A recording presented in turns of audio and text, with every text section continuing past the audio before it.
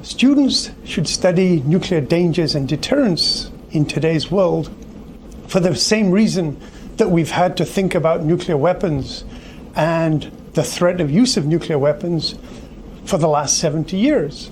And the reason is that nuclear weapons pose such a fundamental threat to people, to human beings, to society, to nations, and to the future of the planet in so many ways that it's beholden to us, and especially to young people trying to understand the world they live in and the future that they may be able to make for themselves, only to the extent to which they understand the danger that previous generations have created for them by the creation of nuclear weapons, the deployment of nuclear weapons, and the development of ideas about how to use nuclear weapons against others.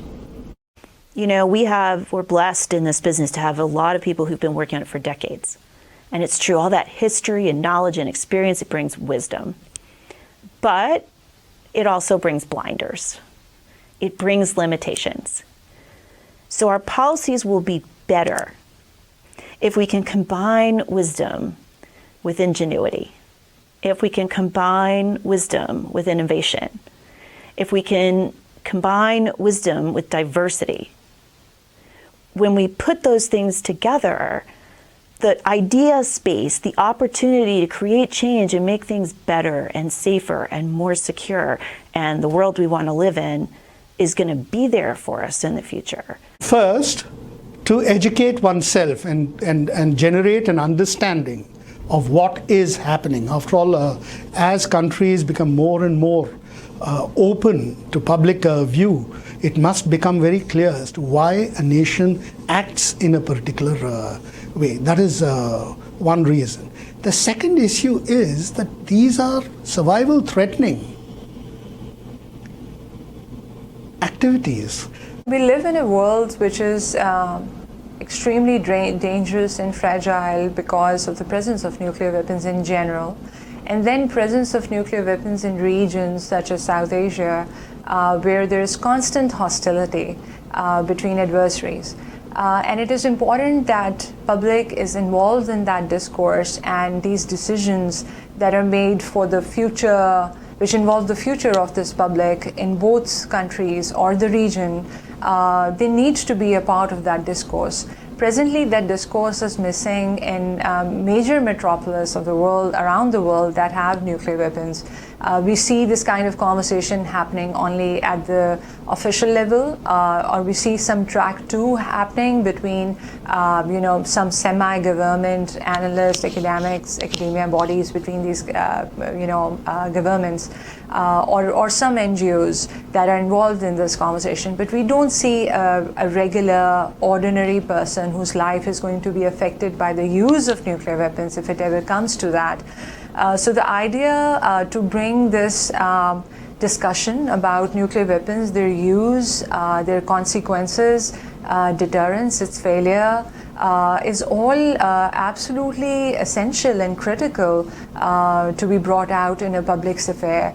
But unfortunately, not much type of learning is going to happen or happens because of the absence of declassified material that might help you. And unless, that discourse begins or that space exists in order to explore these issues further, I don't think as to how a general public can be involved in this, to better understand what is at stake here. It is not just the lack of information that respective states provide to the upcoming new generations, but unfortunately there's a bit of disinformation that is also spread deliberately, not just because of nationalism, but about the other, about each other. And another part of the problem, of course, this is part of the nuclear age in all countries, is the habit or the culture of secrecy. So you somehow or the other feel that discussion on these issues that is so sensitive, is so secret, it's going to, reveal national secrets, national plans. So that way you start spinning things in directions so that you start shrouding that. Now, I understand shrouding is necessary. I understand planning all those things. We all understand that all countries do that. But it's equally important for the next generation to understand what all it entails in the decision making as you go. You cannot escape being that country. My only message to the new generation is that it is a revolution in national affairs. It's not just a revolution in military affairs. It's a revolution in national affairs. Your diplomacy, your domestic politics, your information policy, your education policy, everything changes because you're a nuclear power. So the world looks at you, your behavior very differently than when you are not a nuclear power. There are many instabilities that the world could ignore in a non-nuclear armed country. But when it comes to a nuclear armed country, then the scrutiny is of a very different level. And as the next generation take over, Indian and Pakistanis, we want you to be responsible nuclear stewards, to be seen that you have a historical great civilization, can handle these capabilities more soberly. I think it's very important to get the younger generations to understand, to analyze, to think about the role of nuclear weapons in world politics. At the end of the Cold War, many of us thought they were going away. Well, they're not going away. They're here to stay, and they're very dangerous. They may be a force for peace. We like to think they are. But there are lots of ways in which they can kill millions and tens of millions of people. And we really have to understand them to guide policy.